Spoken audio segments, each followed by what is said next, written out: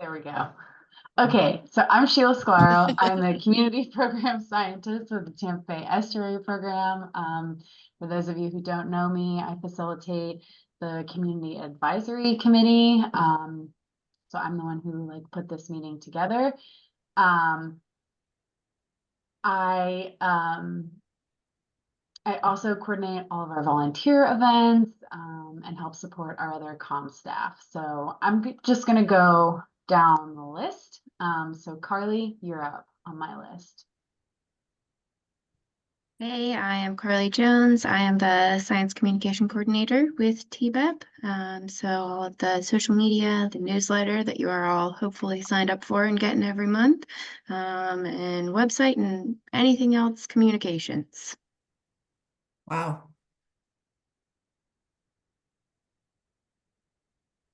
Okay, Jessica, you're up. Hey y'all, I'm Jessica Lewis. I am the Community Projects Manager. I'm also choking to death, so bear with me. I'll be talking to y'all about Bay Mini grants, but also the Tampa Bay Environmental Restoration Fund is something that I manage as well. Did we have a prompt? I'm sorry. No, did we there's have no a- Okay, I was just checking. All right, I'll shut up now. Thank you. prompt. Do you want to do a prompt, Jessica? Start us off on one. I'll pass. Thank you. Okay, Maya. Hey everyone, I'm Maya Burke. I'm the Assistant Director of the Tampa Bay Estuary Program. Jan, you're up. Hi, I'm Jan Allen. I'm the content manager for the Water Institute at USF and also a member of the Florida Native Plant Society. Margaret. I'm Vice President of Stewards of Our Urban Lakes, which is a nonprofit organization. And as the name implies, we restore urban lakes. Thanks for being here, Margaret. Cynthia.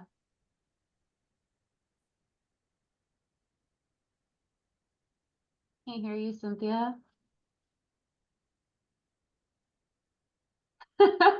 Welcome back to you. Jennifer.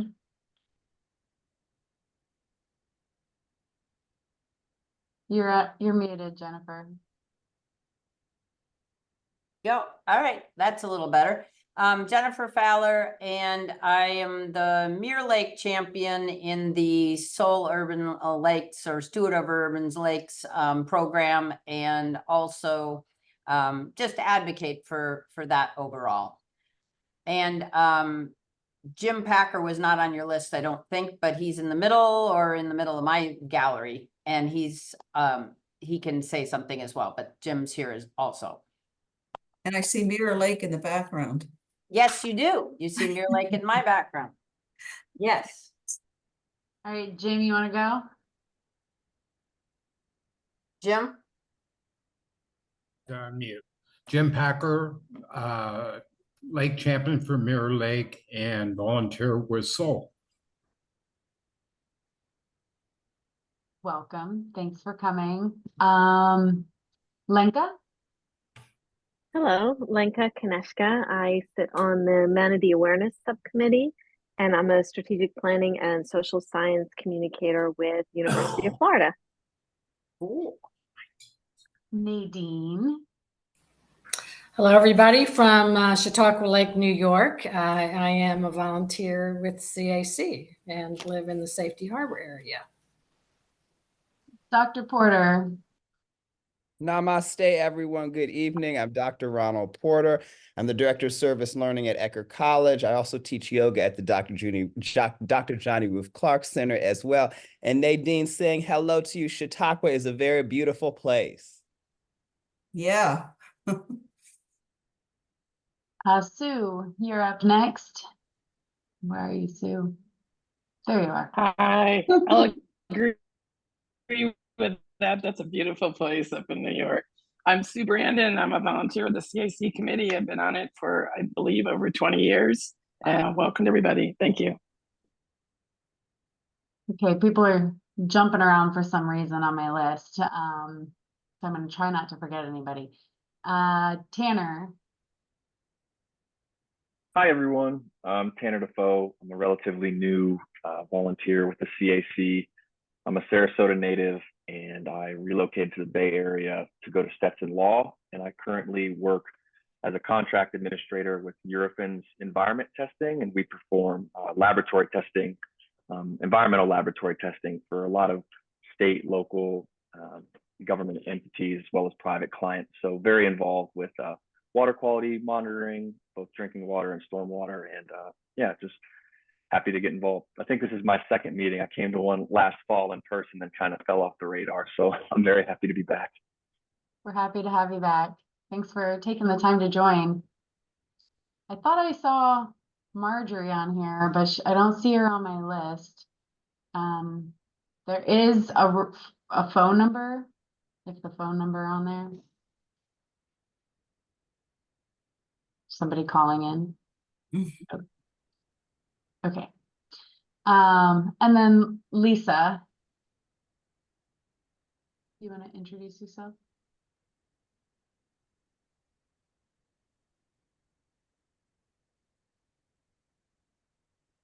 Okay. Lisa. Cynthia, did you ever get your stuff working? Wow, no. Sorry. We're excited to have you. Cynthia is on our CAC committee and has been for what, 3 or 4 years now, I think. Yeah, so well, thank you all so much for being here tonight. We appreciate you if this is your first meeting, your second meeting, or you fell off the face of the earth and are just coming back. We're always excited to see different faces on here. So we have a lighter agenda today, so hopefully that means that we can have some better discussions about the different items. But up first, we're gonna have a Bay Mini Grant Spotlight, specifically focusing on the Mirror Lake Restoration Project that's been spearheaded by stewards of our urban lakes. This was a Bay Mini Grant project last year, and the CAC, the Golden Mangrove Committee, actually, through all their deliberations, they thought that this project was the most outstanding for the 2022-2023 year. So we presented them with a Golden Mangrove Award at the last policy board meeting. Nadine, I don't know if you want to say anything or add anything about why you selected them. If not, you don't have to. Putting you on the spot. Yes, I mean, it was great to see the collaborative efforts that they had made through the years, and their success is we will see the pictures. I mean, it was really amazing to see what their coordinated efforts have brought forth. Awesome. Thanks, Nadine. And with that, I'm going to share my screen and then let Margaret and Jennifer and Jim take it away. Excellent. Okay, hold on. Slideshow. Okay, can you see your presentation? Yes, I think that's like the last slide though. Oh, sorry. Starting on the wrong end. Yeah.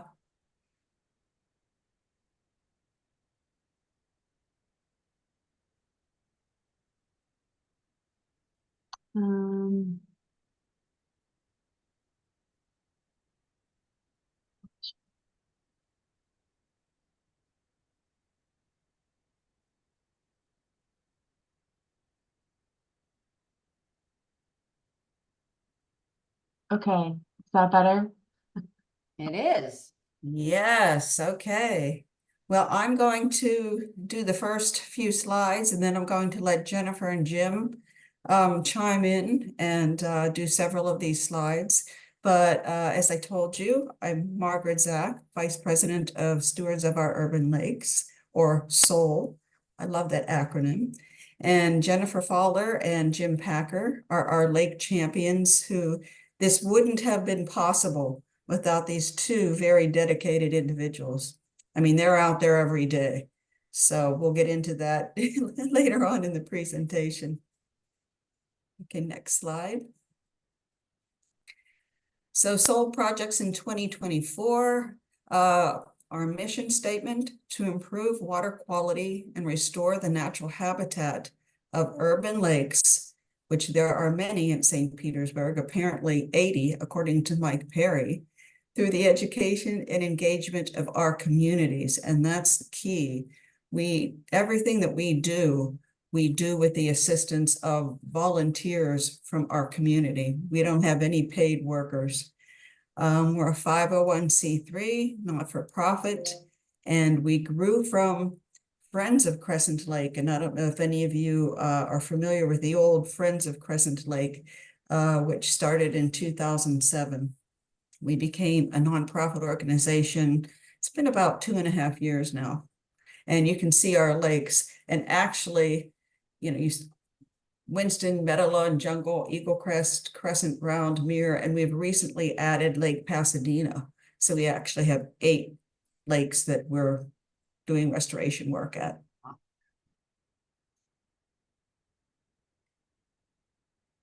And Mirror Lake, it's an 11-acre natural lake. Many lakes in the St. Petersburg area are man-made. It was originally named Weir Lake, and it was a potable water source for Tampa in 1898 and St. Petersburg in 1899, and renamed Reservoir Lake. Now, I don't think it's a potable water source anymore. Do you know, Jennifer, if it is? If it is, no one actually wants to drink it. I'm just kidding. Yeah. We need one of those scientists to come analyze the water because people are going to get sick. But anyway. So the surrounding land was acquired by the city as a park in as early as 1916. And the area north of the lake was a swamp filled with dredged material from the lake. And what used to be there, a zone of floating leaved aquatic vegetation, assumed to be water lilies, adjacent to the shoreline, and along with cattails overhanging cabbage palms and a sparse shrub and palm canopy. And a lot of this was non-native vegetation, and you can see the shoreline there in 1919. Pretty barren. So Mirror Lake is an amenity in need of restoration and has a strong aesthetic potential. As far as maintenance, we saw the continued need to control litter. The city controlled hydrilla in the lake, and Jennifer, you may have the history on that. Did they come in with mechanical equipment to remove hydrilla? Yeah, they have a boat, and they put a specific treatment. Ultimately it is some sort of chemical, but I'm not trying to say they're putting something, toxic, but it is a treatment that is done to the lake that kind of kills off the hydrilla. And this was all kind of prior what they've done, but then what we're going to point out are all the things that were not being done and what we are doing now. Yes. So the lake's littoral edge, which is the edge right along the water, was overgrown with rank stands of water primrose, cattails, torpedo grass, and other opportunistic species.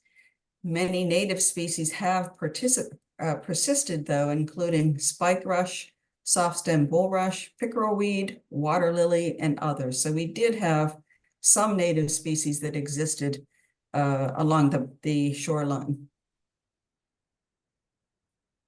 Next slide.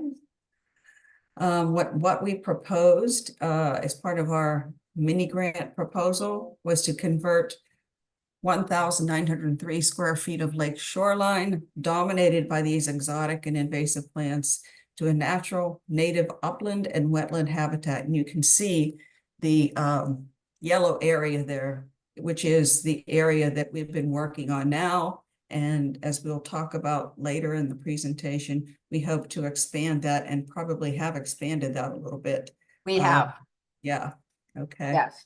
Yeah. And our goals for Mirror Lake: reverse the current condition and establish a self-sustaining stand of native vegetation in place of the composition of native and invasive species, and reduce the density and height of shoreline vegetation to improve security and comfort for park visitors and neighborhood residents. And as far as height, what vegetation would that include, Jennifer?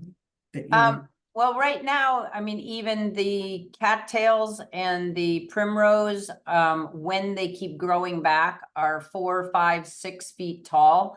And literally the whole north shore of the lake and the west side of the lake were 5, 6 feet tall and 5 or 6 feet out into the lake. So anywhere you were walking along a path, you could not actually see a water's edge. You would just see kind of a bunch of reefy things, and then in the distance you could see water. So we have had an extensive amount of assistance from the city of St. Petersburg last year through the stormwater department and the parks department. And they removed over 6 dump truck loads of invasive species, muck, and embedded trash within the actual lake shoreline in order for us to be able to even start to excavate the lake line to give it back a lake edge that we could work with. So it was a monster thing, that besides all of the volunteer hours that we spent and everything else, we had a huge effort from the city, and that's why they did win an award from Pinellas County last year, from Keep Pinellas Beautiful. Thank you, Jennifer. Next slide. And this is where you take over, Jennifer. Sure. So what you're looking at here is after we spent probably 3 months of cleanup, just hacking down the very, very tall weeds and vegetation that was, as Jim Bays calls it, terrestrial vegetation, that was on this overlook area. And we were doing things like cutting, raking, and pulling it by hand. We then were able to meet with the city, and the parks agreed to this novel top kill technique, where basically we're using this hot foam detergent. And you can see some of that spray of the detergent on the bottom right slide or photo, where it literally looks like dishwashing foam or something. What that did is it basically killed it off and allowed the top to die and some of the roots to not be so determined to stay. And then we were from that point able to continue to excavate. You're going to see on another picture, but we brought this down to dirt. You can change slides. Yeah, here you on the left, the very left picture. In March, you can see just silt or dirt or dry silty soil, if you will. And we started, because that was such an undertaking, we started by excavating and doing the plant ledge, which you can see also in that left picture. And then again, you can start to see from March until December what happened. But what we did is James Bays, our president of SOL, chose plant species that he thought would be suitable, considering the amount of sun, the lack of water, and just the general climate that it's going to be in, so that we would be making good choices when we started planting on the larger area. And so we learned a lot from that. We decided against certain plants, and we went ahead and planted. And you can see this is kind of these are newly planted here. They probably were planted in September or something like that, because the heat of the summer, we weren't able to do that. So we did a bunch of other work to do with cleaning up the lake on boats and doing work around the lake as well as removing the weeds to get to that place where we were able to actually plant. So Jennifer, those were started in January of 2024. Well, they couldn't be, because you were looking at those plants in 23. So that's not possible. If you look at the actual photos. But the site preparation, here's part of what I was explaining to you regarding the city of St. Petersburg and the large efforts they did. This happens to be something called a Menzimuck, which is a like $1.5 million machine that the city invests in that comes from Sweden, and it's broken for the rest of the year at this point. So we're not getting much help this year. But last year, I believe we had it out 3 or 4 times, and it takes buckets. And what's happening right now is the dump truck is on the street. You can kind of see it in the background of the small photo. And it was basically picking material up and putting it back down until it loosens it enough. And then the truck will come in and back in so that we can start to load it. And this process is something that we are working to do around the entire lake, Mirror Lake.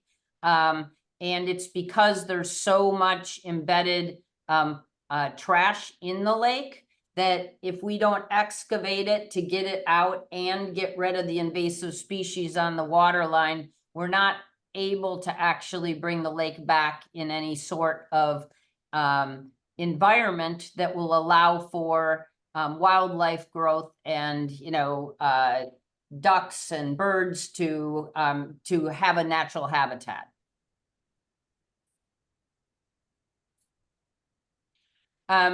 This is a list of all of the plants that were installed. Don't worry, I'm not going to read it all. But it does give you some sight of how small they were originally.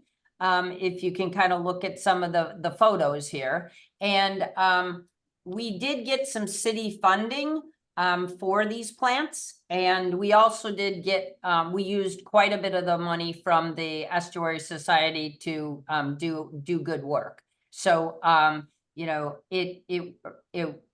it was a joint effort between the city and the funding that we did receive from Tampa Bay Estuary.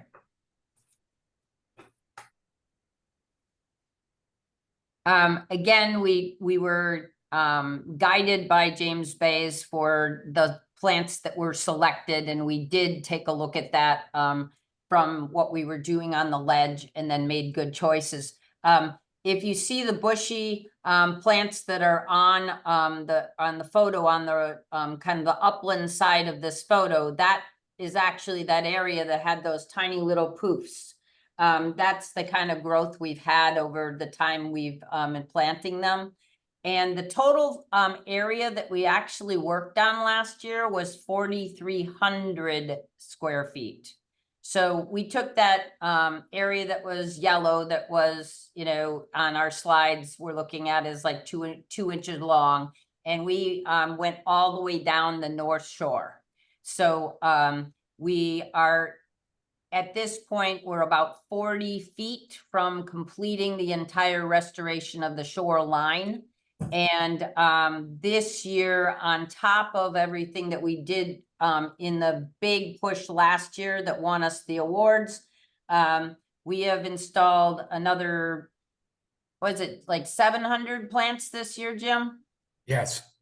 So we've already installed another 700 plants on that shoreline this year. There's more to go. And there's other sides of the lake, which you can say is good news or not such good news. But we are absolutely in the process. The other thing is all the water, the wetland plants that you're looking at here, except for the lilies, are all things that we planted. So we're now controlling what we're putting in and where they're going and where they're bunching.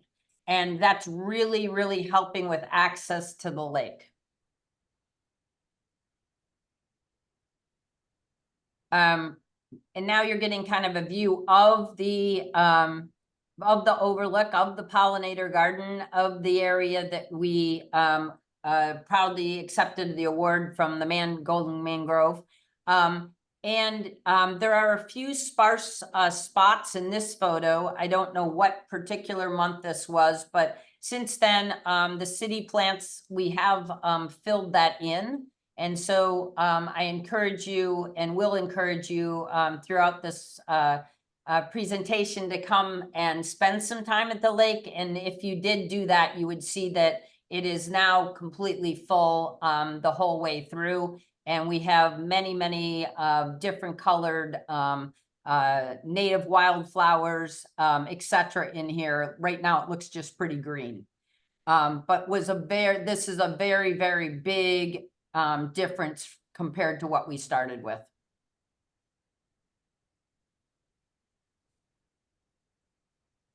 And here you're seeing some of the things that we did some trials with. So we did the, that hot foam kill, okay? And then we did another thing where we were like, how can we help keep the weeds down in these areas? Because we do a cleanup with volunteers once a month, but once a month is not enough to kind of combat the weeds early on during these processes.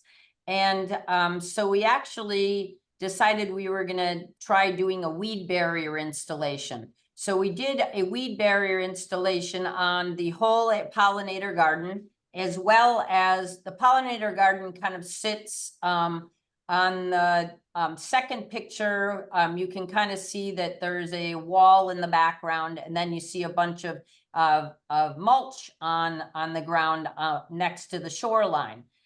We actually installed weed barrier on that whole thing, which is what you're seeing on the left, dug holes, and then we planted 3 different plants. We planted sunflower daisies, we planted frog fruit, and we planted mimosas.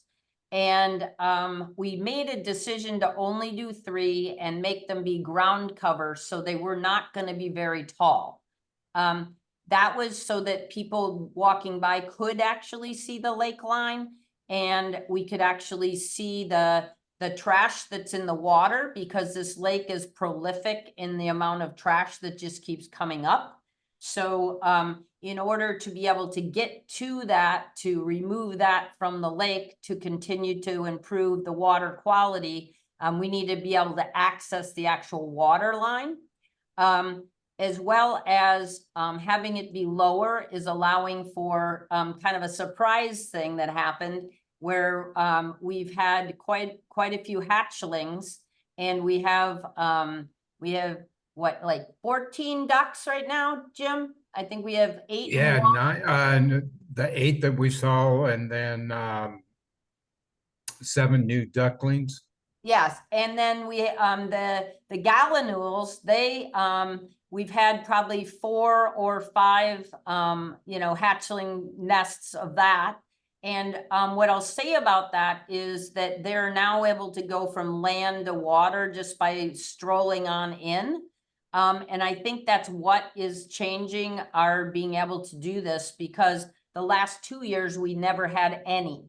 So we had no new bird growth or happening.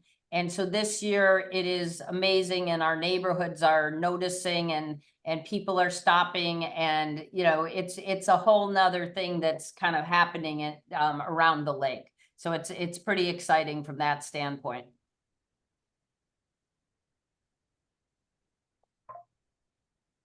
And the trash removal is something that is unending, unfortunately. And I would have thought that it would have been a little bit more manageable, honestly, than it really is. And that's a bit of a dilemma, I'll say, but something that we're we're interfacing with actual representatives from the city of St. Petersburg and the stormwater department and the parks department. We're really, really trying to work to figure out the puzzle of this.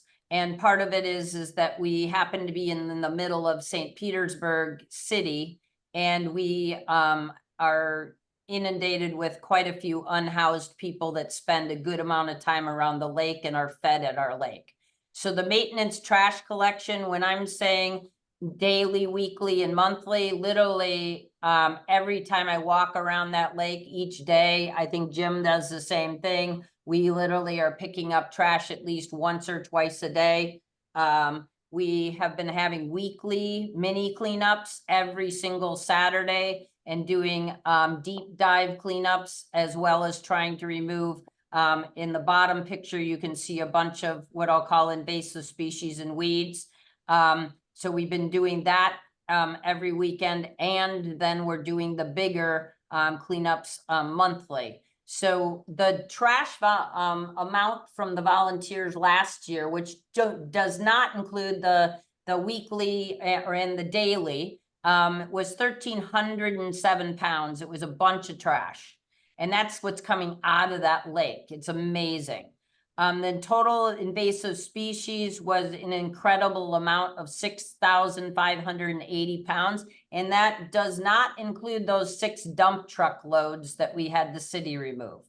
And we had over 300 volunteers and, 1,000+ hours.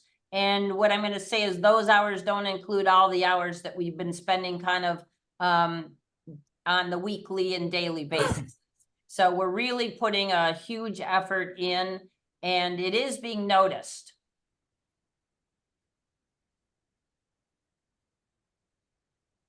We also had the Surfing Evolution and Preservation Foundation gave us a grant for $13,500, and we had them measured last year and installed the beginning of this year, or installed, I guess, November 23. My memory's a little foggy in some of it.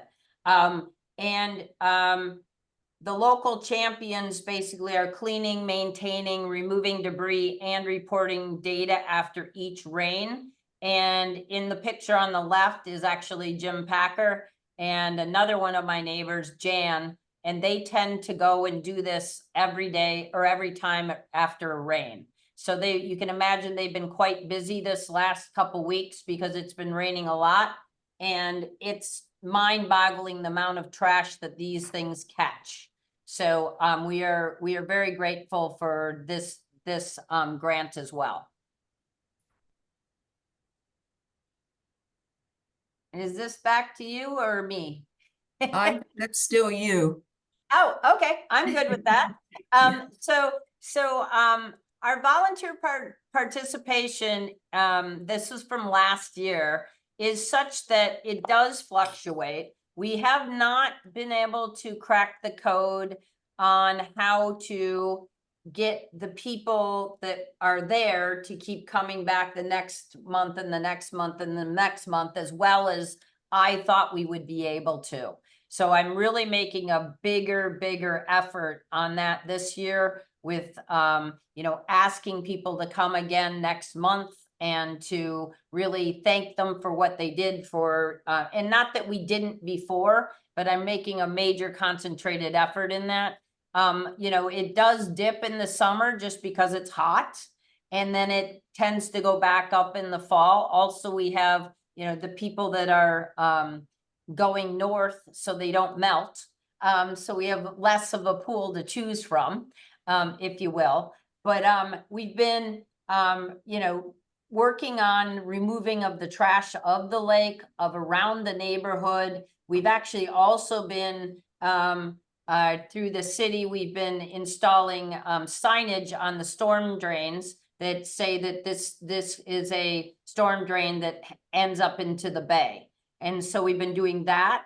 So there's a lot of different things that we've been having our volunteers do besides actually pick up trash, between weeding, planting, excavating, doing water work, canoeing, and a labeling of storm drains, we actually spend very little time picking up trash on our one day of, which happens to be the second Saturday of each month at this point, because there's just so much else to be doing. And I have to add that Keep Pinellas Beautiful does post this in their newsletter and on their website. They post all the events, including the monthly Mirror Lake cleanup, and then they send out an Eventbrite notice. And I think that's how a lot of people find out about, our events at Mirror Lake. But yes, yeah, I would agree with that. And the thing that I think we're struggling with a little bit is that then they go to the next Keep Pinellas Beautiful event, which may not be a Mirror Lake event. And I think so they're just cycling within Keep Pinellas Beautiful, which is absolutely wonderful, because every one of our natural habitats does need help. It's just, it would be really great if we could kind of cultivate a group of people that were fairly countable and did come every single month. So that is a big goal for me for 2024.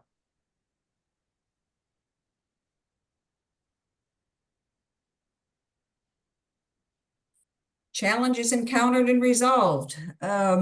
Site soil conditions, and I think Jennifer, you talked about that already. I don't know if you want to say anything else under site soil conditions. Yeah, it's just that we really, I mean, the amount of silt is a challenge, because we also do have some fairly significant slope in some places, and silt and slope together are fairly slippery, and a lot of things slide down them. So one of the things we did learn is when we did put in our weed barrier, if it was on a slope, it was harder for us to get the mulch to basically stay in place.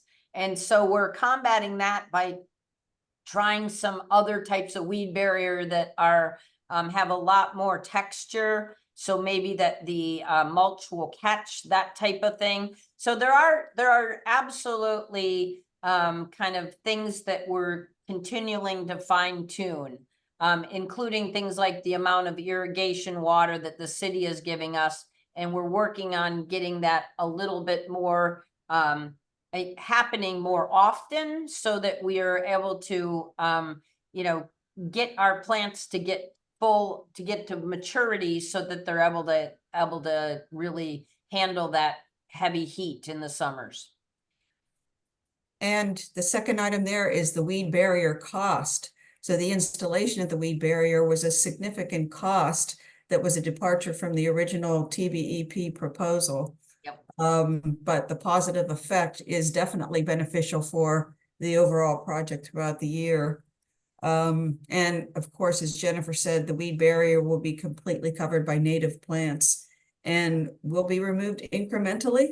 Yeah, once we get like really steady coverage, and we're not getting a crazy amount of weeds sprouting back up through, we will start to cut away it. Our intention is to cut it away from around it and pull it out, so that it will not be a permanent part of it. I'm guessing it may take another year before we're able to really feel like we can start removing.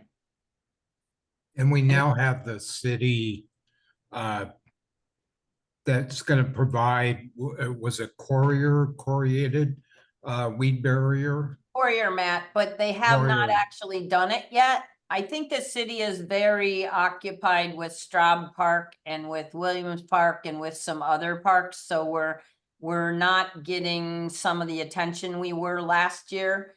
But the Coyer mat is something that they are looking to us do another demonstration area, another 30 feet or something with that versus the weed barrier, or possibly using the weed barrier and the Courier mat instead of using the mulch. And we also did buy the mulch, which was another expense that we did not plan on. So and then, you know, to go with that weed barrier, there are these things called staples, which are these metal pieces that have to be basically pushed in by hand or with a small rubber mallet to hold the weed barrier in place. And that also is an additional cost. I do believe we're making very big progress, and it is all, you know, its cost is yielding a very good reward. But there is, you know, every time we work on these things, there's, you know, that part needs to be considered. And then scheduling lake boats. So not only do we pick up litter around the lake, but we have people that go out in canoes to actually access the litter that's in the vegetation that extends into the lake. So through our KPB partnership, they bring their canoes 4 times a year because they're spread thin too. They have to bring them to other areas. So we either rented a trailer to bring our canoes. We have 2 canoes, and or paid for kayaks to be delivered from GoCo. So the cost increased because of having to get additional boats. Were actually paid for by donors. And Jennifer, you may want to expand on that. You've made good relationships with people around the lake. Yeah, I keep asking people to assist. They say, wow, it's looking really great. And I said it could, you know, it will move even quicker with your help. And they're like, oh, I don't like to get my hands dirty. And I said, well, we're very willing to take donations. So it has worked. We need to do a lot more of that. But it is something that we're doing more of, and I think it will make a bigger difference. And when we do get the kayaks, we actually get 5 double kayaks, so we have 10 people on the water. And one of the things I always say in the introductory part to the volunteers is it will be the only time you'll be legally allowed to boat on Mirror Lake. Because we get special authorization to be on the lake during that particular Saturday once a month. And the rest of the time, no one's allowed to be on the lake. So it is a treat, and you do see our city in a whole new viewpoint, and it's really beautiful. So, you know, I actually encourage anybody here that's, you know, listening to Margaret and I that if you join us one Saturday would be fabulous. They're the second Saturday of every single month. And we work from 9 until noon. And anytime within that time, you know, come or go as needed. But it would be an opportunity to see actually our volunteers in action, you know, help with what's happening with some of our plantings, and possibly even get to, you know, go in a boat on the water. So there's a lot to do, and it's just the biggest obstacle is not getting enough volunteers. So that's a really, really big emphasis at this point. So we're asking you to get the word out. Yes. So yeah, I mean, literally your friends, your family, your kids, their friends, whichever, anybody that you know that, you know, it is not doing 20 other things on the second Saturday of the month. This is really, really, you know, a special thing because you're watching an entire lake kind of come alive. And yeah, it's really fun to be a big part of it. And the last item is the continuous need to, whoops, go back again. Nope. That way. Yeah. Yeah, and Jennifer already mentioned this, the continuous need to remove litter in and around the lake. And as she said, her and Jim and a few other people do this daily, weekly, not just at the second Saturday of the month event. And due to I should have put non-housed population around the lake, litter continues to be a problem. The Unitarian Universalist Church has meals that they give out, and I think we need to educate the unhoused population. And we have some other ideas that we'll be proposing to the city as far as, you know, helping to keep the amount of litter down, in addition to improving litter collection services, maybe more times, collecting litter more times. And I'm not sure what the status is of the trash cans around the lake. Are they covered, Jennifer? So our trash cans are covered, but they have a pass through. So you know, they supposedly, so you could put trash in on this side or this side. But what occurs is wind comes and it literally blows the trash through the can and into our lake. That happens. The birds come and peck at it because the holes are big enough. So they actually take and and you can see it because when the trash is on the ground, it has all these holes in it. It's very, very evident it was from birds. So the birds are actually robbing the trash out of the cans. We need either to have doors on the trash cans so that once it's in and it can't blow out and the birds can't access it, or we need to do some other type of can. And I've been trying to interface with that because there are some solar powered compactor type cans that could be very good for this type of use. But so far, that's what we're working with. And we haven't really gotten any movement on anybody being willing to do anything but what we have. Okay, next slide. And so this little table here that Jim put together shows we had significant in-kind service and match to the original KPB contract that we got. The contract that we were awarded last year was $3,406. And if you look at the in-kind amounts after applying an ROI multiplier, and Jim did all this wonderful mathematics here, of 20.95, volunteer services amounted to, you could see the amount, 29,448.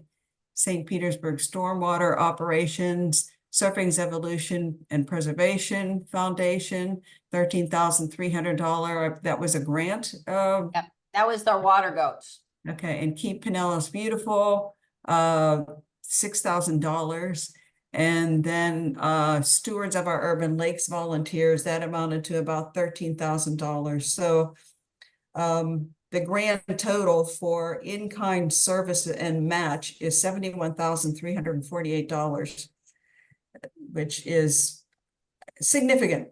Yep, for this lake, for Mirror Lake, and the effort, but the impact, I'll tell you, when you go and look at this lake, you can see where this money and how effective it was. It was very effective. And what we're working on now is a phase 2 mini grant, which is underway to complete the shoreline rehabilitation and revegetate the native pollinator garden. So I think you touched on a lot of this, Jennifer, Yeah. supplemental planting to infill restoration area. Well, that's been completed. Everything there that we've done, benefits, we have increased native plant diversity, cost-effective maintenance, and significant aesthetic improvements. Yeah, I mean, I think, and the other part of it is what we've noticed is that there are more of our neighborhood people coming and sitting on a park bench than ever before.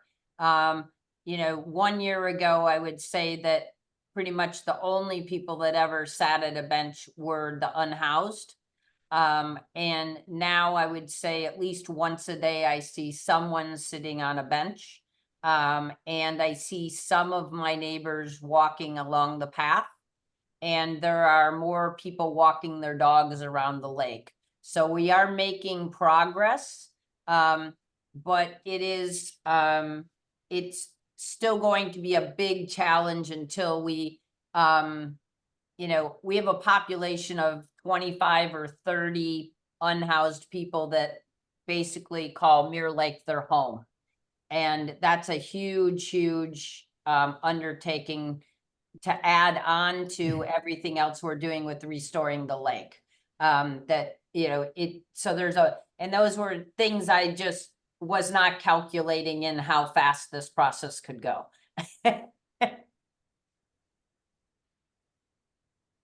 So again, we would like to acknowledge and appreciate the city of St. Petersburg. They have just been tremendous. Michael Perry and his team, Parks and Recreation, Barbara Stallbird, Adul Yates, Joe Castro, and the Mirror Lake Park team. And of course, KPB, they are our partners on all of our lakes that we're doing restoration activities.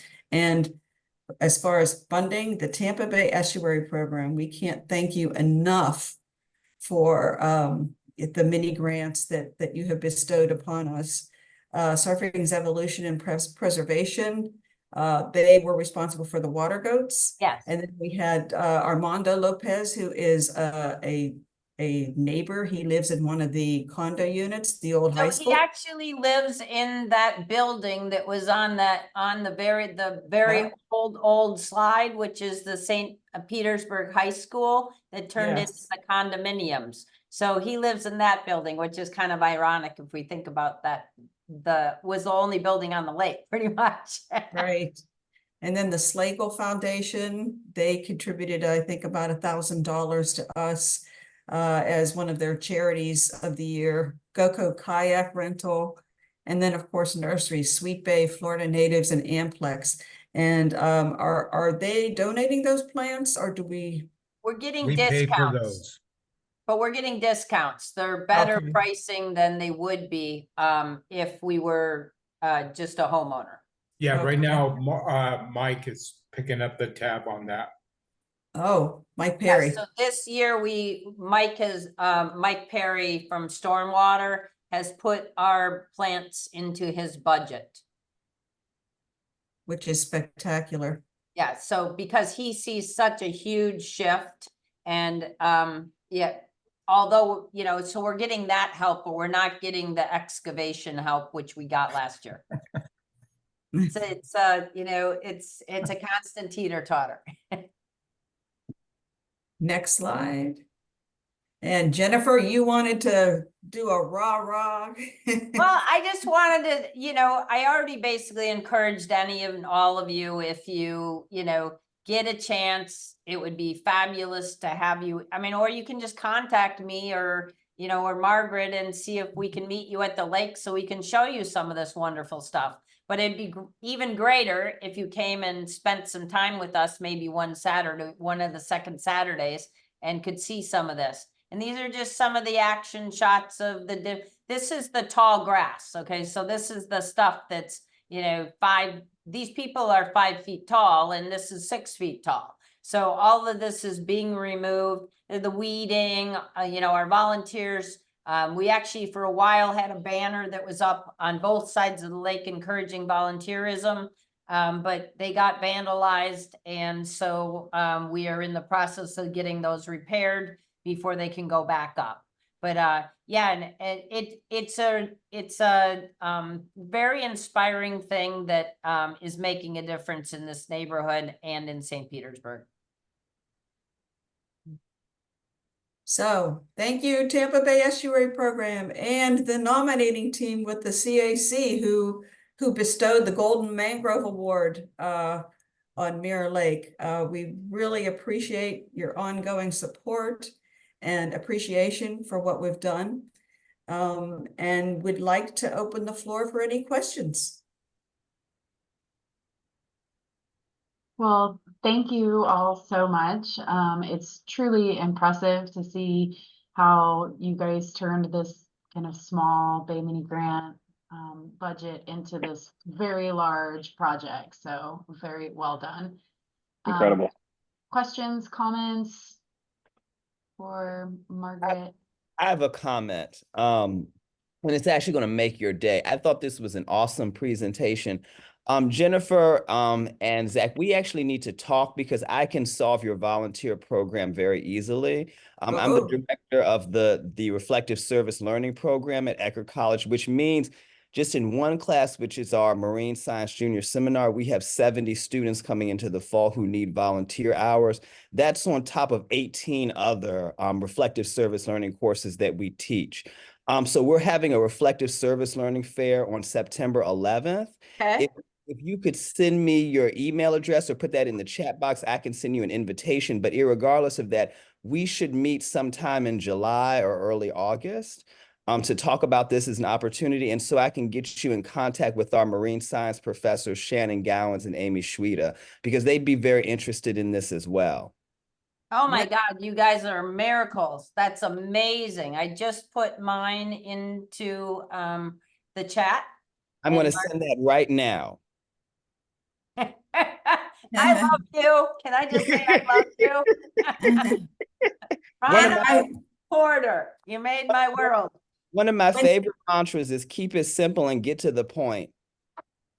And when you were introducing yourself, my ears sort of twitched. It was like, you have to make contact with this gentleman. Yes, yes. Yeah. Let me send that right now. Okay. Yes, that's amazing. That's a double yes. So you want phone number too or what? Right now, email is just fine. Perfect. Okay. All right. We both put our emails in the chat. Awesome. So your volunteer issue is solved. So Oh. we're done with that. Yeah, right. Okay, who wants to donate about 50,000? Oh, if we're moving on all these problems, let's just keep going. I have to add that we've been working on our website. It's a continuous process, as anybody who maintains a website knows, but we just added a membership and sponsorship feature to our website, www.soulinc.org. If anybody would like to become a member or a sponsor or a donor in any way. And what you're gonna find is no place for Mirror Lake yet. So that's one of our things we're working on, is adding the Mirror Lake page. So Yes. it's not there yet, in case you're wondering. Well, it's on the schedule, but we need a specific page for Mirror Lake with some pretty pictures and. Yes, yes. Schedule of Anybody have events. any questions? Tanner, did I see you were maybe had a question? No questions. Okay. I would like to get involved in a volunteer capacity, though. I can't offer the manpower that Ronald brings to the table, but I definitely would love to get involved. And like I said, One more person would make a huge difference, even on July 13th, which is our next one. Put it on your calendar. July Great, yeah. 13, 9 a.m. to noon. And if you look up Bridgepoint Church, if you want a spot that you could, Google and have the map get you to it, Bridgepoint Church is the pollinator garden is directly across the street from Bridgepoint Church. Okay. And I have to add that I'm on the City Beautiful Commission's Board of Directors, and I am nominating the Mirror Lake Pollinator Garden for a pollinator and community involvement award. So hopefully they will get that award come August. I had a question in regards to your litter collection and all you have what you said, you have 3 water goats out there now. Yes.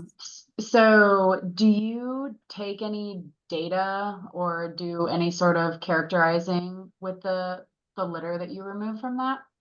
Yeah, we do we have a form that's made up that we mark all the trash, like right now, say in our southwest, which is where the church is, where the homeless get fed, we're taking probably 5 pounds of styrofoam out of that. It's hard to say, but within this past month, we've had a lot of rain. So when I was doing the cleanups, the biggest thing I see is the styrofoam Yeah. containers. And I would say over this past rain cycle we've had, I pulled about 5 pounds. The rest of the trash I'm seeing less of. As an example, we were seeing a lot of cans and soda bottles. That has gone down quite considerably. Cigarette butts have gone down considerably. Just the everyday trash has gone down quite considerably from what we took out before we installed the water goats. Mhm. And So they are helpful. yeah, all of the trash and litter gets weighed, and we have people that are litter pickers around the lake too, and they have a form where they fill out what it is they picked up. Is And it, do the you know people- what, is it like the escaped trash assessment protocol form?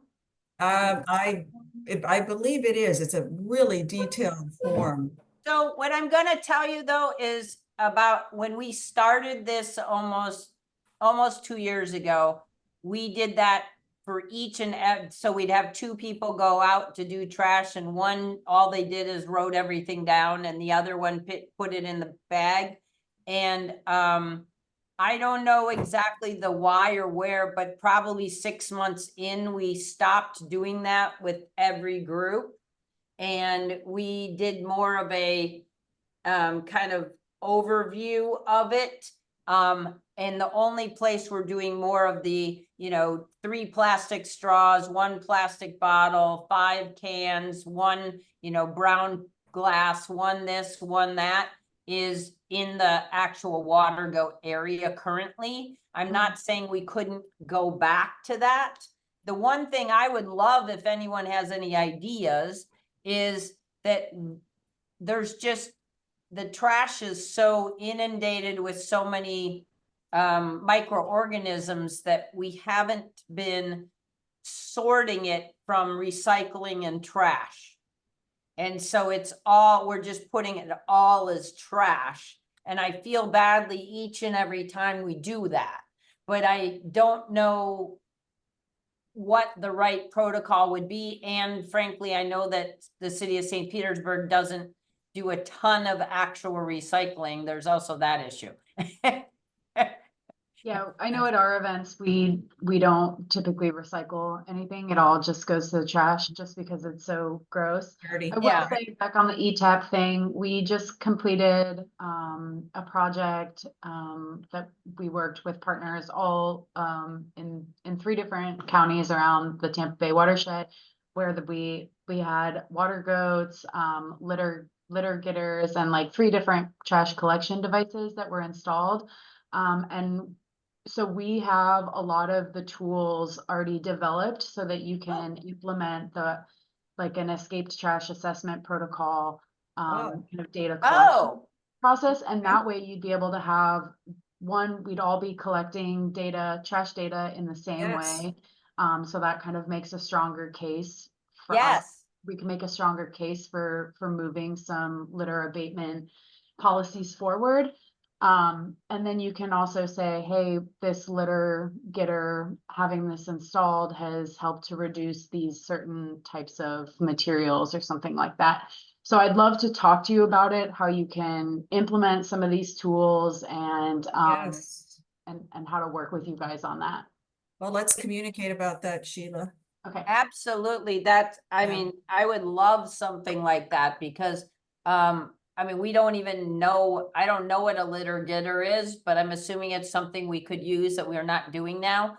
And then the escaped trash thing is interesting because many times the water goat is where it is, and that's wonderful, but there's many, many things gathered on either side of it that I don't exactly understand if it's such a force of water coming through that it's going over the actual yellow, pieces, or if it's coming from other places. So yeah, I think that would be helpful to learn more about and how we can, report better.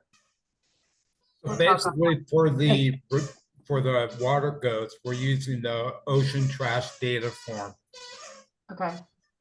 So then I what I do is I literally break the trash down and count all the pieces of Not me. styrofoam and Daisy's squeaking. hey, Daisy, stop it. he has a puppy. That's great. I had a Who taught her question to about do that? Go ahead, I had a Sue. question about the trash, and maybe the staff can also help with it. It seems like a unique opportunity in feeding, those that need to be. You could almost target like what kind of trash is easiest to pick. I mean, styrofoam. Seems if you worked with a church or who was ever feeding those that need, is it better to have compostable, or would that sink, or is it, you know what I mean? It seems like, what is the ideal trash for the water goats to be able to pick that up, and whether you could work with them to try to, reduce that or make your job easier. I don't know if that's even No, even that's possible. that's kind of It'd be hit the nail nice. on the head. It'd be Because nice. that's Yeah. Sorry. well, the biggest thing I'm taking from the feeding of the unhoused is their styrofoam food cartons, and then any plastic drink that they get. They usually get some water or they'll get juice, and that's what we're finding in the water goats. And the lake everywhere, and the plastic bags and the plastic forks and all the little mustard and ketchup and mayonnaise things and I mean, so here's the bigger issue is there are these groups of people that have minivans that basically put this stuff together in their churches or houses or wherever, and then they just drive around in the minivans and take plastic bags with all this food with everything in styrofoam because it's the cheapest thing they can buy. And they set it down next to people that are drugged out and taking naps, and they set it down next to people that, aren't even conscious that said they want it. And it sits there, and many times it's not even used, and then it's picked apart by the birds, and then the wind comes and it all ends up in the lake. So Yeah, I misunderstood. I thought that it was, one central location with a church. We have that probably did it. 7 different organizations that just drop stuff. And then we have bakeries that come and take all their baked goods that they don't want and just put them on a park bench. And then it's just crazy stuff that happens. We get somebody from Publix takes all the old baked goods and all the plastic things and dozens of donuts and whatever, and sets them on the ground, and somebody else, it's just like, and they take clothes and bring big piles of clothes and set them next to this. And so our lake is like an unhoused dumping ground. It's really a bizarro thing. And who knows how to, I haven't figured out. Well, maybe find somebody within your group that can brainstorm, talk. If it's 7 groups, you could still talk with them and just say, this is creating a big problem, and how can we come up with a better solution to reduce the trash or reduce the amount of plastic? They're just not even thinking forward on that. And Jim Bays, our president, who has been on vacation for 3 weeks, by the way, and we miss him tremendously. He put together a plan with some suggestions that we want to meet with City Council to talk about, educating the unhoused. And some of these ideas that we're talking about now are really good ideas. Using maybe more compostable receptacles, but still they're going to end at the lake, in the lake, around the lake. Talking to the UU Church, and I don't know how you would get to these 7 organizations that are dropping food off, but an education program for all these people that are distributing food. And I think it should be illegal to distribute food at our lake, is the truth of the matter. It's basic, there's food shelters and there are food. And if people, and there's one, 2 blocks away from our lake. Why do we, it doesn't seem to make sense. And to hand it out, 5 feet from the lake when somebody's laying on a blanket sleeping doesn't seem like a very good legal decision. I don't know. Yeah, Okay, I yeah, don't so know. I don't I'm know gonna- enough to Oh, comment. yeah. Yeah. I wanna step in and just say, like, I work with homeless populations and I would love to chat about this offline, but I don't love the direction we're going with the conversation, fine. so I gotcha. let's I gotcha. definitely talk about this at some point together. I would love to chat with y'all. Okay, and did you Awesome. get our email addresses in the chat box? Yep, you dropped Okay. them in the chat. Thank you, so Jessica. much for I joining, appreciate that. and for the conversations. We really appreciate it, and we hope you guys will apply for another Bay Mini Grant. Yes, and I just want to end this. I know we've gone over our time, but just my heartfelt thanks for Jennifer and Jim for being so dedicated to this lake and going out there and doing above and beyond the second Saturday of every month because they really care about it. Thank you. Thank you very much, everyone. Appreciate your time and appreciate your contribution. Thank you. So up next, I'll be pretty quick. I added on the agenda the CAC contribution form. So some of you may or may not know, as part of our policy board agenda and policy board packet, we create a technical advisory committee report as well as a community advisory committee report. So this report is usually what the CAC co-chairs use to when they do give their kind of report in the management board meeting. So you can see, I don't know if this is even legible, but you can see we highlight things like how many meetings we've had, how many different presentations the communications staff at the estuary program has provided throughout the quarter, media interviews, different events, as well as highlight our ongoing Bay Mini grants and ones that were completed within that quarter. But you will also notice that we include as part of our committee meetings and as part of our report, the kind of CAC contribution for that quarter. So in the past, this has just been me kind of keeping a mental tab on who is attending what events and keeping track of the hours that they contributed to the program.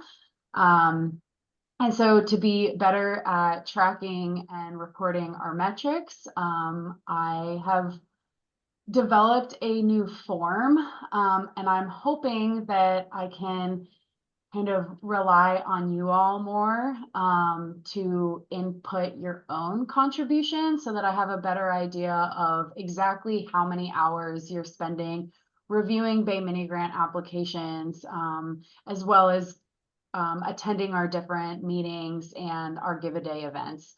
So in the past, when I've just been reporting on it, I'm only really including the hours that I see you guys. So that doesn't include the hours that you spent reviewing Bay Mini Grants or Golden Mangroves or things like that, or going out and looking at different projects, different items like that. So this will help to give us a better idea of exactly how many hours you're contributing to the estuary program. So I've linked this in the agenda. It's here now. I would love it if you guys would take a look at it, see if it makes sense to you. Is this something that you're willing to kind of take on and enter your hours in each quarter, or is it something you're not willing to do? I guess is kind of where I'm at right now. We used to have to do this all the time. Oh, really? In the past. Okay. I think in the past, Misty just sent out a note, every quarter to record our hours. Oh, okay. Awesome. So this is You just did not doing it. Okay, good to know. You guys should have told me. I think it's not a question of not being willing. It's a question of need to be reminded, need to be nagged. Cool. I'm a good nagger. I can do that. Okay. So it might be easier just to do it on a quarterly basis. I don't know if you just remind us, say in the past quarter, what have you done? And then we can total them all or something like that. Okay. Perfect. That helps me. So you think it's easier for you to kind of just keep track on your own and I just send one quarterly announcement and you report that way? Okay. Okay, cool. All right. Thank you. That's all I needed. Okay. Carly, you are up. Do you want me to share or you want to share your screen? Should be able to do it.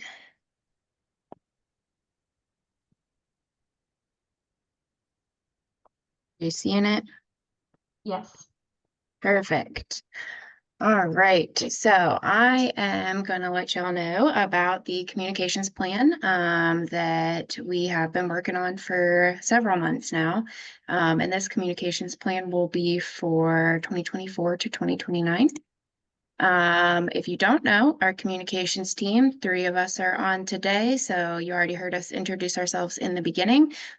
Blake is in Canada at a conference right now, but if you don't know him, Dr. Blake Simmons is our social scientist. So he's working on some behavior change campaigns and social science research in the Bay Area. So the reason that we wanted to come up with a communications plan, we had lots of different reasons. First one being that we are kind of just trying to do everything right now, and we really wanted to prioritize meaningful communication strategies rather than just checking the box that we did everything, finding out what is actually working and what we want to spend our money and resources on, whether that's time or staff involvement. So seeing if what we're doing is working, which spots we want to focus on, or if we want to try new things that we haven't tried before that maybe would work better than what we have been trying. We also wanted to have measurable metrics to track our success so that we can see if we are actually achieving our goals with our communications. And like I said before, if not, if we want to kind of reevaluate what we're doing and try something different. Another one was just to get on the same page with all of us, make sure that we are communicating the same things, have the same priorities, and agree with how we want to communicate them. So we came up with 5 major goals for TBEP communications. You can all read, I'm not going to read them word for word for you. But the first one is just that other people, whether it's scientists or the public, recognize the Tampa Bay Estuary Program as a name and that we are a trusted source for information when it comes to conditions in the Bay or science that we're trying to communicate, that people are aware of us and know that they can turn to us for information. Another one is using storytelling to convey some of that science. It is proven that storytelling is a better way to connect to a lay audience.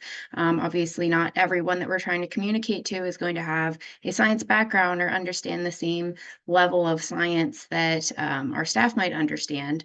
So using a storytelling technique with our messaging to try to make it more accessible to the broader audience. Another one is that we want to enhance scientific literacy, so increase what people know about Tampa Bay and the science that we're doing. The science of what an estuary is, honestly, is a good one because a lot of people don't know that and it's in our name. So we just want to increase what people are aware of in the area. Encouraging behavioral change, that is those behavior change campaigns that I said Blake was working on. So we'll have several of those that I'll go into a little bit later in the presentation that we would like to encourage citizens in the area to change what they're doing in ways that'll help the Bay. And then the last one is consistent engagement through things like applying for grants or volunteering at Give-A-Days or any other way that we can get people actively involved with TBEP. So we came up with 4 major priorities that kind of encompass all the different things we do.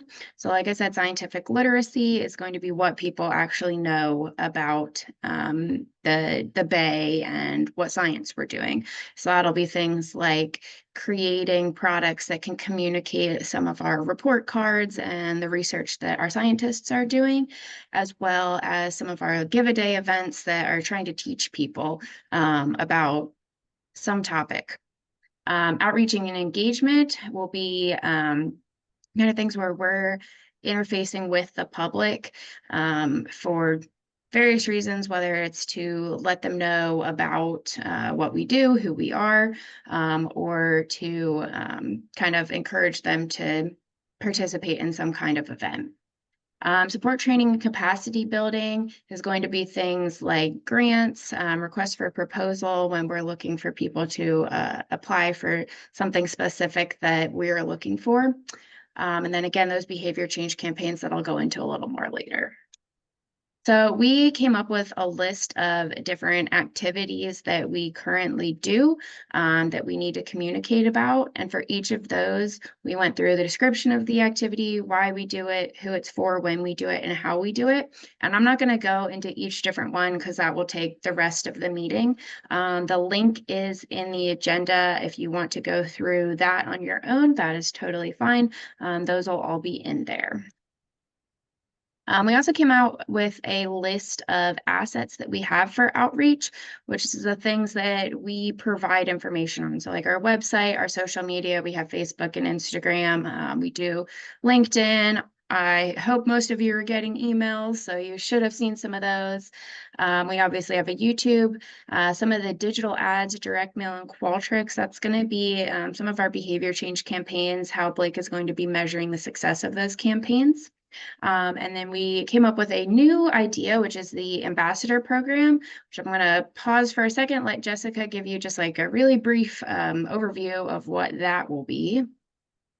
Yeah, so the ambassador program, what I think it might look like is having sort of part-time contractors that work with us at the Estuary program that are from a real diversity of backgrounds and communities. So could be some from our underserved and overburdened communities, could be from specific ethnic communities or different economic demographics of people.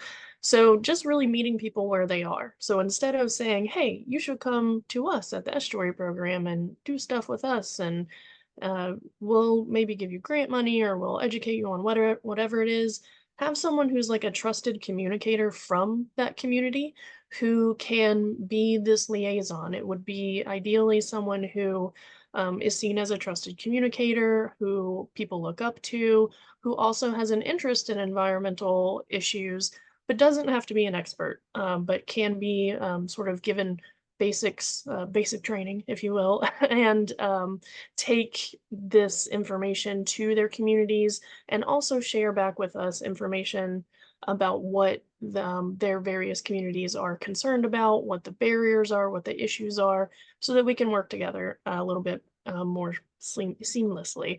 Sort of like the CAC, but like a much more intense version where there is some accountability about like the metrics of reaching out to a community, the metrics of engaging the community, and really finding people who are already embedded and doing great work, and see if we can support them and also continue to push our mission forward. Thanks, Jessica. And if you have questions for Jessica, just save them to the end. We'll do everything at once. We also have some appendices at the end. We have, I'm sure all of you know, we use a lot of acronyms. And when I first started here, I did not know what most of the acronyms meant. So we've included a lot of those so that anyone reading it can be able to tell what we're saying when we just put a bunch of letters. We also have a timeline that is going to be yearly when we do specific things. For instance, every summer obviously is the fertilizer ban, so we'll push Be Floridian. And during Labor Day, Memorial Day, which are big boating holidays, pushing seagrass safe boating. So some of those things that happen on a yearly basis at the same time of year, we just have on a timeline so that we can work around that and see where we could fit in kind of more novel campaigns or things that we want to do that might not fit into that regular schedule. It'll also include a style guide with our TPEP colors and fonts, all the logos that we use, and some templates for documents. And that is mostly internal use. You guys are welcome to use it if you want, but just so you're aware of everything that's in there. Like I said, I'm not going to go through the whole communications plan. It is 20 pages, but I'm going to go over some of the major things that are either changing or might be new that you haven't heard of. So for Give a Day for the Bay, and this is what Sheila manages, there are going to be two kind of separate categories for these Give a Day events: participatory science and trash-free waters. So the events that are participatory science will be focused on increasing scientific literacy on a certain topic.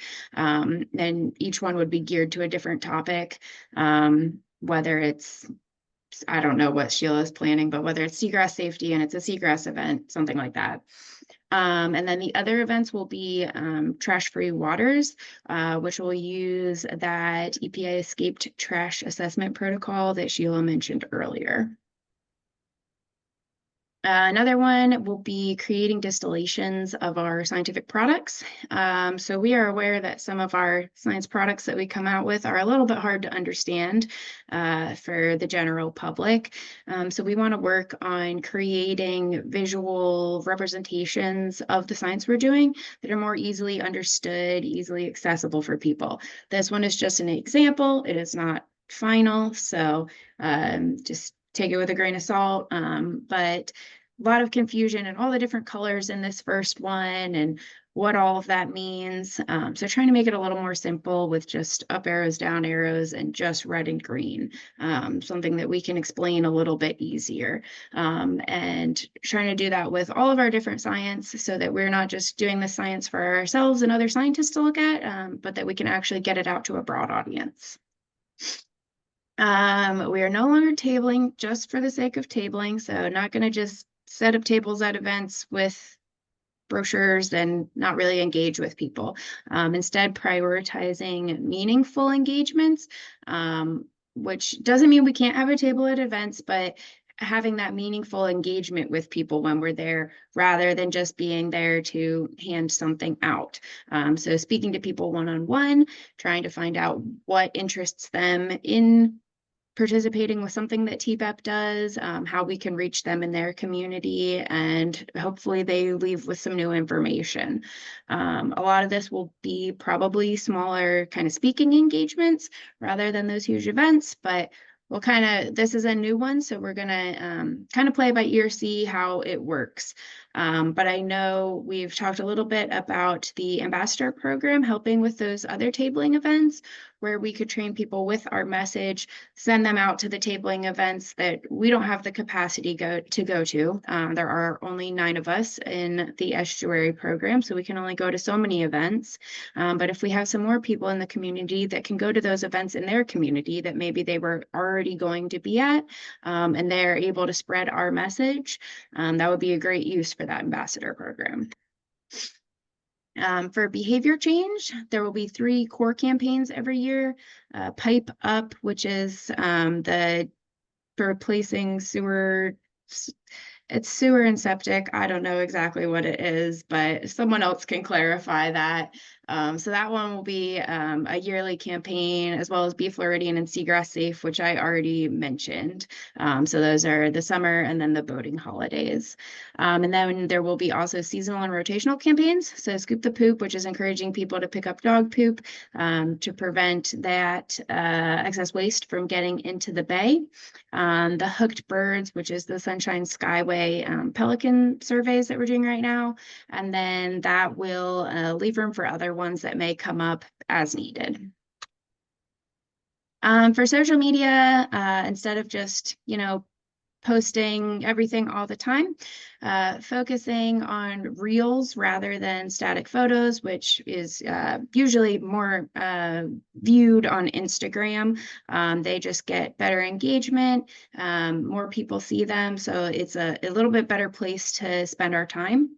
And really increasing some like interactive posts that people can actually have something to do, whether it's quizzes in stories or challenges to post a comment or picture, things that will actually get people involved with their social media and learning something rather than just kind of mindlessly scrolling through like I know a lot of us do. If you have any interest in reviewing the communications plan and providing any feedback, please do that. And you can just email me by Friday, July 12th. And I included the link again so that you can view that whole communications plan. But that is all I have. So if anyone has any questions, I am all ears.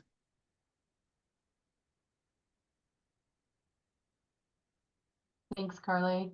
Yeah, we'd really love for you guys to take a glance over this and kind of see where we're focusing or where we're planning to focus our communication efforts and the strategies that we're going to be using over the next 5 years. I think one of the big things that came out of our conversations as like the communication staff was that, we're a staff of 9, but really there's only like 3 or 4 of us that actually participate in tabling events and go out and do the talking or speaking engagement. So realizing that we all have like limited capacity and limited bandwidth and we can't do all the things.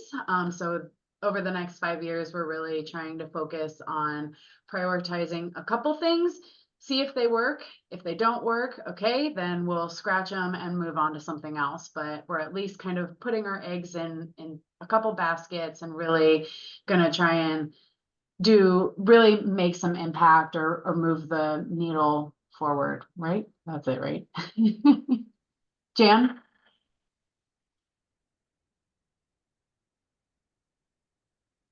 I love the idea of the ambassador program. For one thing, all those things happen on the weekend, and TBEP staff needs a weekend too, for one thing. I second that. But also, you're my new favorite, Jan. You get a promotion. But also, the other thing I liked was the quizzes idea for Instagram, which I think would be great to actually incorporate into the tabling events, because that gives you a reason to talk to people and educate them and to interact with them. So maybe you could recycle some of the Instagram quizzes into the tabling events. I don't know. Yeah, that's a great idea. I will definitely put that in there. I also like your ambassador program.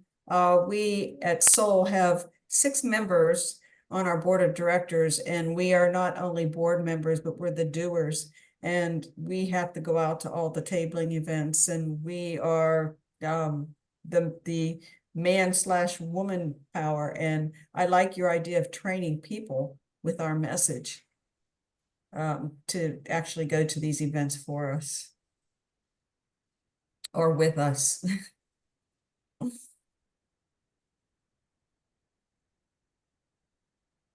Any other thoughts?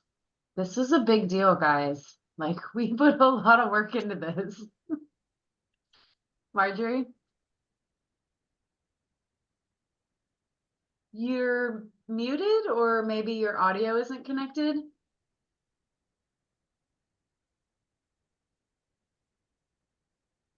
No, sorry. You could call me Marjorie and I could turn it up and we could hear you. You could type it in the chat.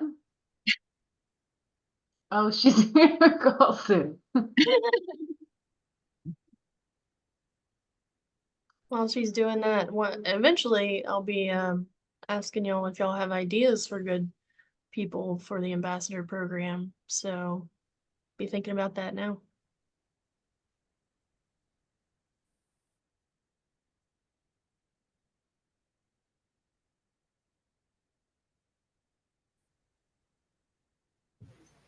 In the past, I know some CAC members did the tabling events. Is that something that you all would still be interested in if we kind of helped to train you guys on some of the messaging?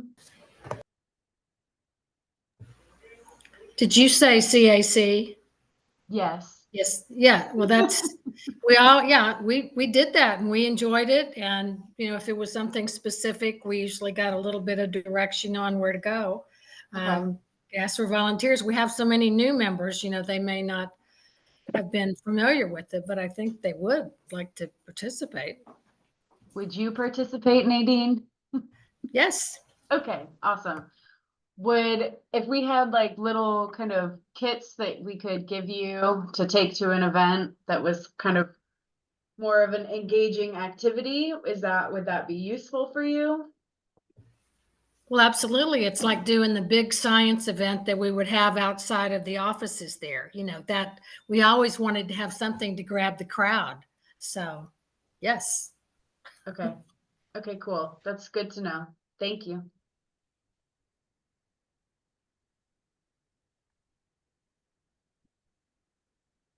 Other thoughts?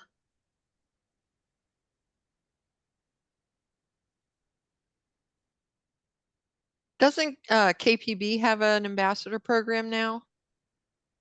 I know they do. I'm not sure what all is included in their ambassador program. Yeah. Yeah, you might talk to them just to see how that's gone and what, lessons learned or whatever. Right. Because I don't think they've had it all that long. I think it's fairly new.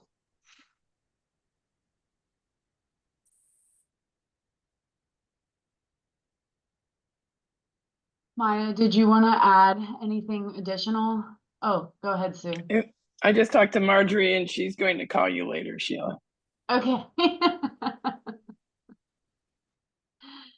Thanks, Marjorie. Is there a process that we have to follow for this? Carly, you might have already talked about that, but does like the CAC have to approve it and then it gets recommended to the management board, or is this just an internal staff thing that we approve?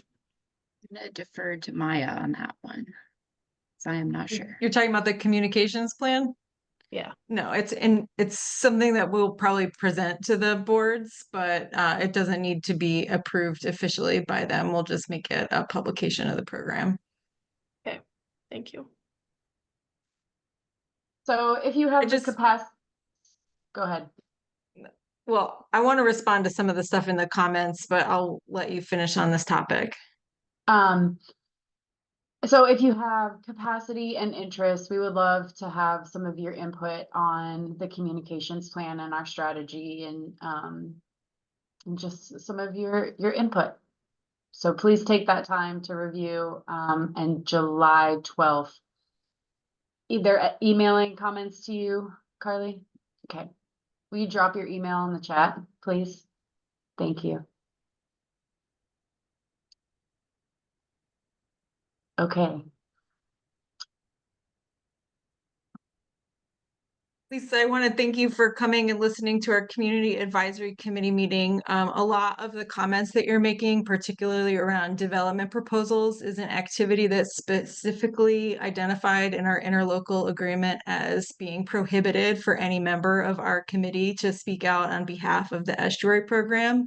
And this is because as an intergovernmental partnership, we have different organizations, different governments like the cities and the counties who are responsible for making decisions about land use planning. And so because they make up who we are as an organization, we don't want to usurp the authority that they have through their charters.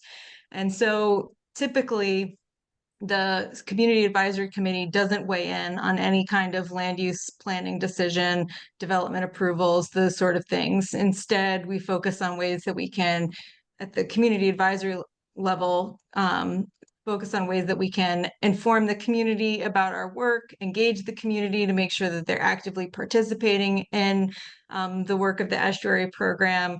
We ask for eyes and ears on the work products that we are putting out there, like what Carly shared today. So it's one way of being involved. I know it is sometimes unsatisfying to some folks who are interested in more political topics, but it's not really something that's appropriate for CAC members to weigh in on officially in their capacity as CAC members. There's a whole lot of opportunities for you and folks that you've identified to be involved in our program, and I don't want that to deter you. I just want to be really clear about the guardrails of the ways in which the CAC can participate in these really important topics, which we acknowledge do have an effect on the health of the estuary. It's just, you know, these are things that are set out in our roles and responsibilities and in our interlocal agreement as an organization. So I'm happy to talk to you offline about some of those things, but I just wanted to make sure that I didn't just sort of like let it sit out there in the comments.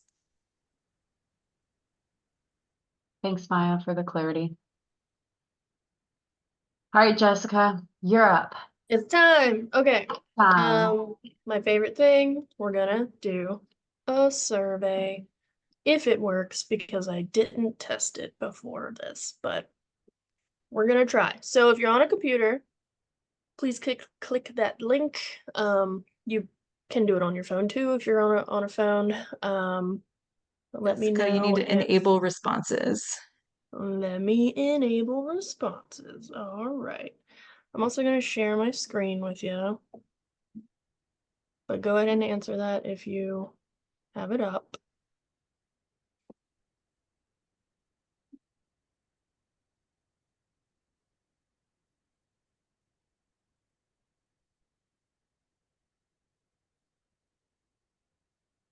All right.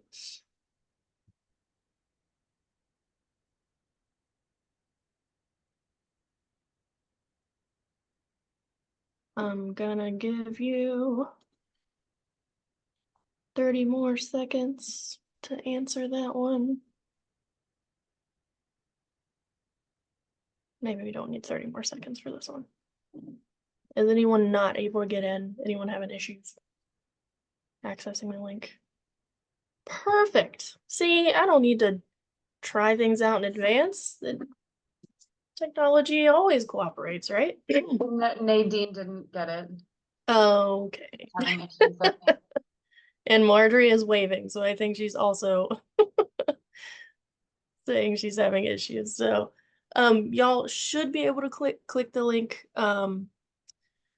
If you can't, that's okay. It is this is mostly for Bay Mini grant judging and getting the word out. They're big Bay Mini grant judges though. Right. So, but it's mostly like, do you want to do it? And you know, you're gonna do it. So So if you guys open up another tab or something on your phone and you just go to menti.com, you should be able to input that number that's at the top of the screen, and then it'll take you to this survey.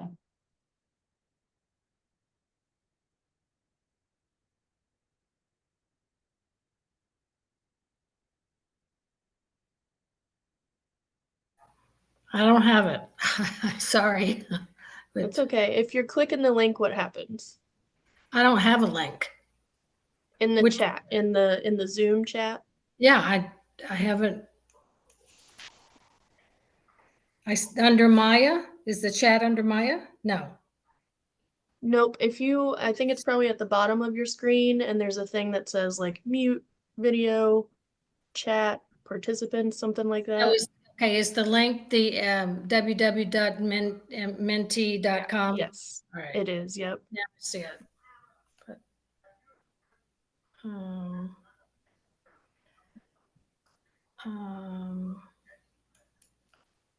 So most of you here it's saying have reviewed Bay Mini grants before. Most of you are interested in helping. That's awesome.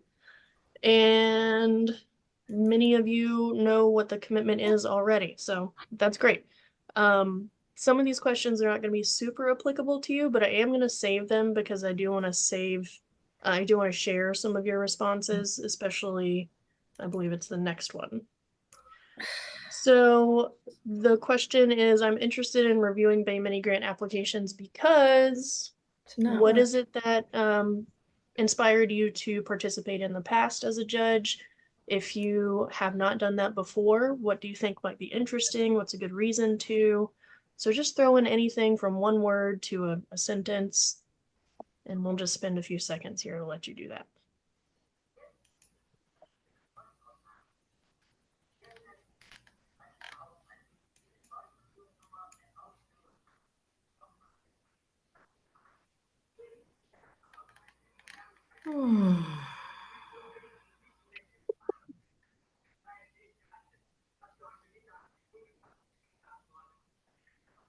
Cool. Yeah, I love having people who already have experience. It's definitely helpful for newer people.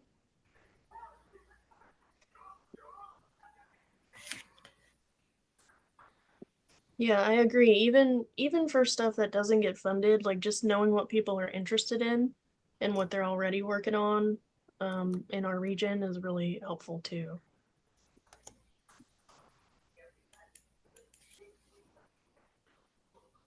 Any other responses there in the next few seconds? Oh, everybody at once. Great.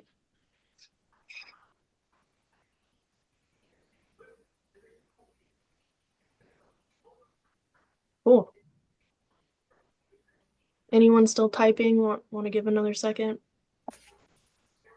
Speak now or forever hold your peace. Marjorie, you have to hold your peace, I guess. I don't know. Yeah. Cool. And this one is if I'm unsure if I want to, because, and that could be especially for the couple of you that I'm not sure have actually judged before, or if you have scored mini grant applications in the past and you're not sure that you can this time, feel free to throw something in there too. And I'll give just a minute here to do that.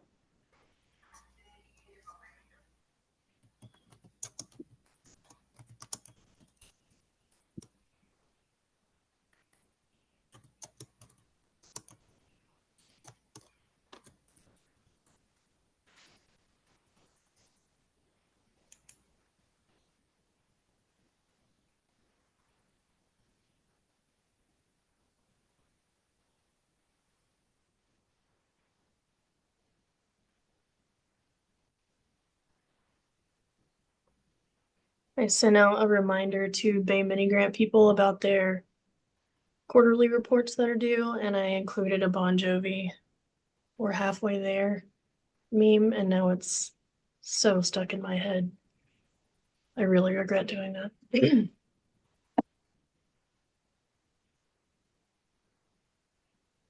Okay, good questions.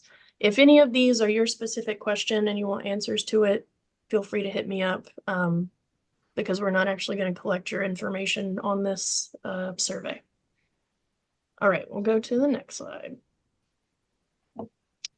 I would be more likely to review Bay Mini grants this year if, and select if that is true or not. So scroll it all the way to the right if that answer, if you strongly agree with that answer. Leave it all the way to the left if that doesn't really apply to you. And I'll just give them 30 seconds here.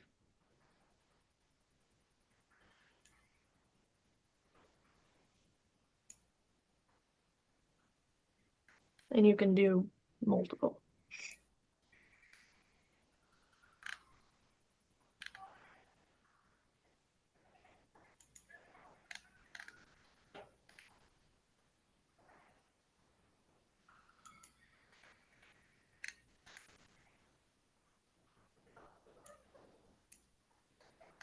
Okay.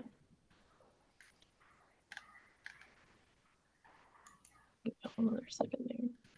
So it seems like some interest in training, some interest in solidarity with new people, some interest in just a one-on-one to learn about the commitment and what all is involved there. And definitely understanding how the time commitment would fit into your schedule. That's good feedback. Thank you. And last but not least, I am interested in helping get the word out about Bay Mini grants by which of these? And you can choose more than one, sort of gauge how much you're interested in it by if you really want to do it, move it all the way to the right. If you don't want to do it at all, leave it all the way to the left. And I'll give you 30 seconds here.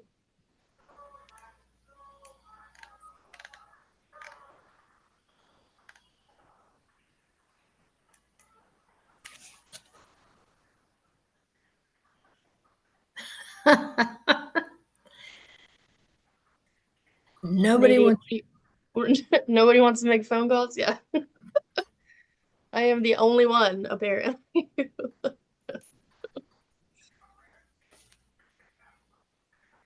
Cool.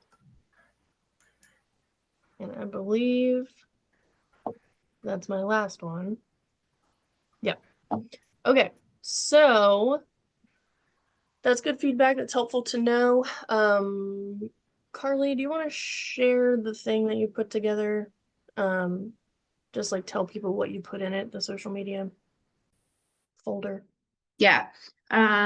It has some Facebook and Instagram posts that you are welcome to share on your own social media pages, as well as some Instagram stories. But you can also just share ours when we post about it. That'll lead people back to our social media. And the link is easily accessible from our social media. So just keep an eye on our Facebook and Instagram pages for when we post. You can always just share those. Cool. And I'll, Sheila, I'm not sure if you're planning to send a follow-up email after this with any notes or anything.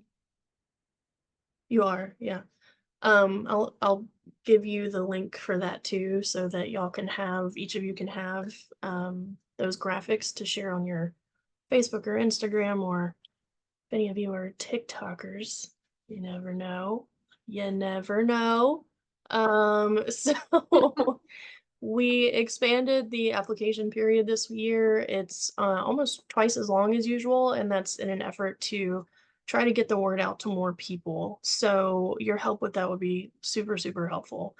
Whether you want to, if you were one of the people that responded about like handing out flyers or going to organizations and talking about Bay Mini grants, I'm going to follow up with everyone. So just reply to me and say, hey, that was me. I'm definitely interested in doing that. And we can talk about if we want to try to do it this time, because there's still about 2 months left in the application period, or if we want to see if we just want to let it go for this application period and really try to prepare for the next one. So we can talk about that. Let's see, what else did I have on the agenda? That might have been it. Pull that up real quick. Outreach, application review. So I will be hitting y'all up with an email in the near future about scoring our Bay Mini grant applications this year. Would love to have some of our experienced judges back, and would also love to have some people who haven't done it before participate as well. I think that would be great to almost have like a pairing of mentors between people who are experienced and people who are new to it. So that's all I have for that. Stay tuned. If you have thoughts, feel free to reach out to me proactively, but I will be emailing y'all in the near future. And that's all I got. Thanks, Jessica. Any questions, further comments for Jessica about Bay Mini grants? Okay. Well, the last things are just a couple updates. I just wanted, in case you missed it, we presented Harry Cunningham with the Champion of the Bay Award at our policy board meeting back in May.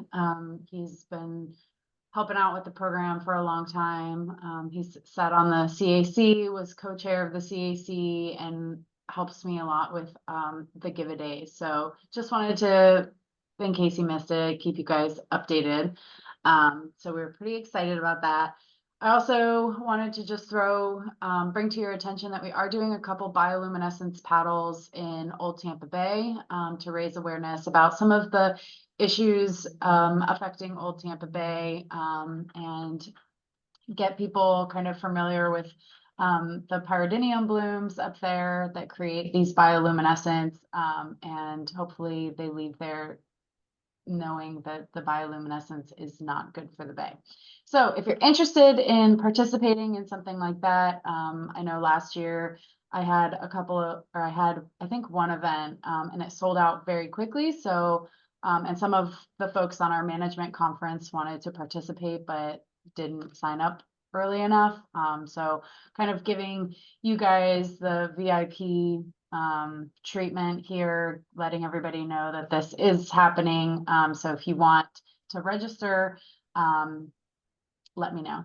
Registration goes live on 7/2, so next Tuesday, I think.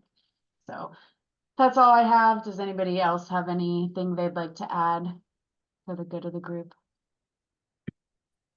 I did want to throw out there that if you do know of organizations who you think would be great Bay Mini grant applicants or potential applicants, feel free to drop a line to me with that information. I'm happy to reach out to people.